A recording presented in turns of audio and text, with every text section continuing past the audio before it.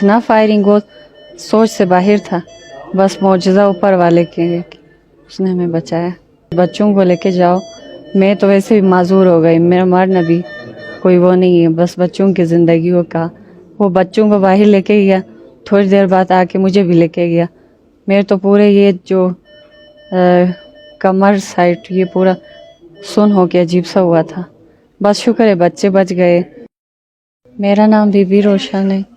हम कराची जा रहे थे बच्चों को लेके, रास्ते में अचानक फायरिंग हो गए, जिसकी वजह से बहुत सारे लोग शहीद हो गए। उनमें मेरे छोटे बच्चे, एक 2 साल का बच्चा है,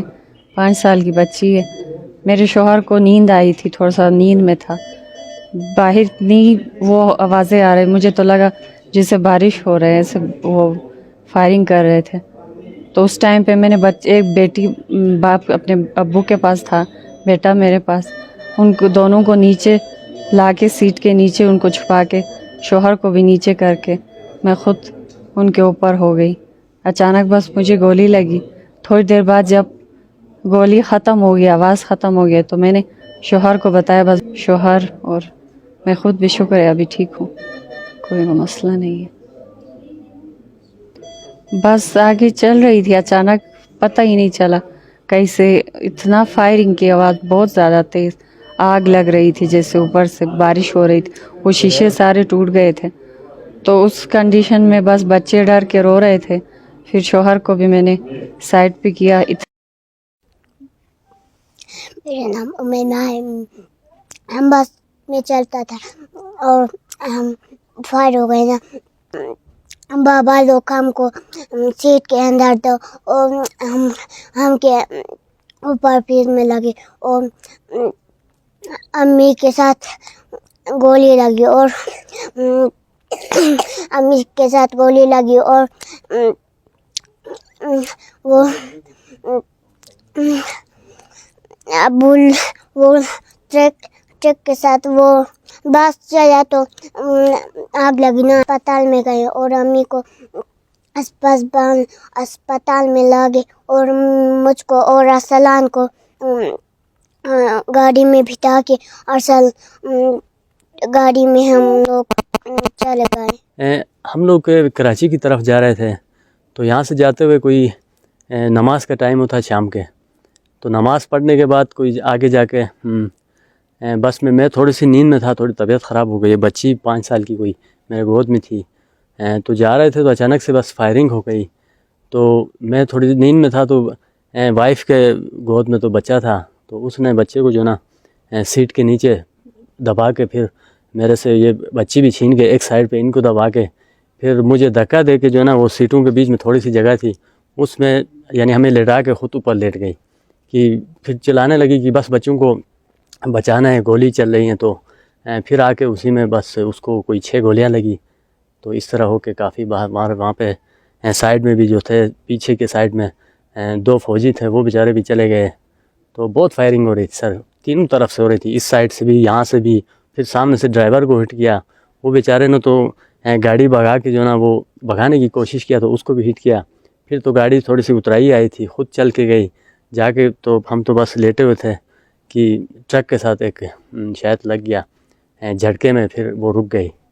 तो फिर बस एक क़यामत का मंज़र था, कोई इधर लेटे हुए थे, कोई उधर लेटे हुए थे, तो बस खाली ही खून ही निकल रहे थे। पहले बच्चों को मैंने उठा के बाहर ला के उधर साइड पे रखा एक पत्थरों के बीच में, तो फिर आके वाइफ को, तो उसको यहाँ से नीचे तो काम ही नहीं कर रहे थे कुछ, बस मुश्किल से उठा के उनको बाहर निकाले। यानी दर्दनाक हादसा हुआ हमारे साथ। फायर सर इस तरह हुआ कि कोई 10 से 15 मिनट लगातार फायरिंग हो गई।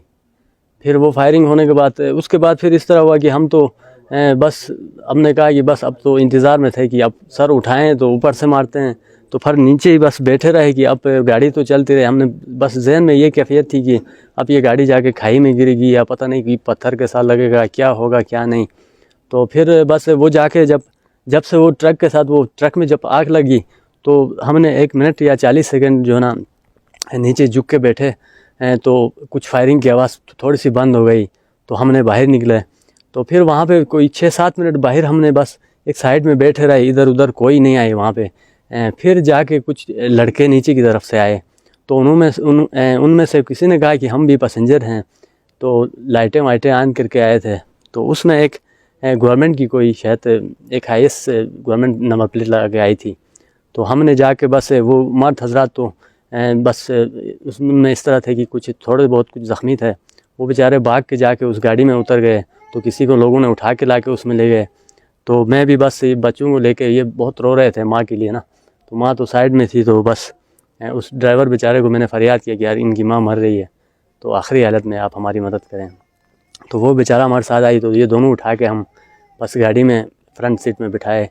تو وہاں سے کوئی 25 منٹ کے اس میں راستے میں پھر وہ ہاسپٹل آیا، چلاس ہاسپٹل سر پہنچتے ہی وہاں پہ کوئی 4-5 منٹ کے اندر ہی بس سارے عملے جمع ہو گئے، تو وہاں پہ بس سارے وہ لے کے آ رہے تھے، تو ادھر کسی کو خون چاہیے تھا، کسی کو کیا، بس اس طرح اس میں وہاں پہ بس کوئی آپریشن کا وہ نظام کیا، ہمارے اس کا کچھ سیریس کیس تھا، تو اس کو آپریشن کیا، اس کے بعد پھر ہم نے بس وہاں سے کوئی میرے خیال سے ایمبولینس کا کچھ اس میں ایشو تھا، ایمبولینس نہیں ملے، پھر جا کے ایمبولینس ملے، تو کوئی 11:30 بجے کے ٹائم پہ ہم نے ایمبولینس میں بٹھا کے گلگت ہی لے کر آئے ہیں۔ گورنمنٹ کی طرف سے خیر سپورٹ تو ہمارے لیے ہے، اور ڈاکٹرز حضرات بھی ہمارے ساتھ بہت اچھے سپورٹ کر رہے ہیں، لیکن اس میں مسئلہ یہ ہے کہ اس کے ساتھ 2 آپریشن تو ہو چکے ہیں، اب تیسرا باقی ہے، تو ہم سوچ رہے ہیں کہ اگر گورنمنٹ ہماری کچھ مدد کر کے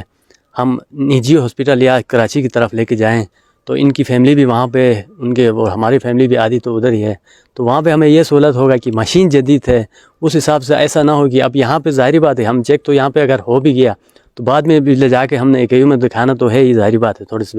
تو اس سے بہتر ہے کہ اگر ابھی ہی کچھ ہو جائے تو وہاں پہ جدید مشین ہے، تو اس حساب سے ان کا ٹریٹمنٹ ہو گیا تو پھر ہمارے لیے بات کے لیے بھی پریشانی نہیں ہوگی۔ ابھی اس کا معذوری ہونے کا بہت خطرہ ہے نا، لیکن ڈاکٹرز تو مطمئن کر رہے ہیں، لیکن ادھر یہ ہے کہ CT اسکین یہاں پہ نہیں ہے، اس کے لیے پھر تکلیف دہ ہے کہ ان کو لے کے کسی اور اس میں لے کے جاتے ہیں، تو وہاں پہ بھی جدید مشین نہیں ہے، تو اس میں کچھ مسائل ہمارے لیے پریشانی ہے سر۔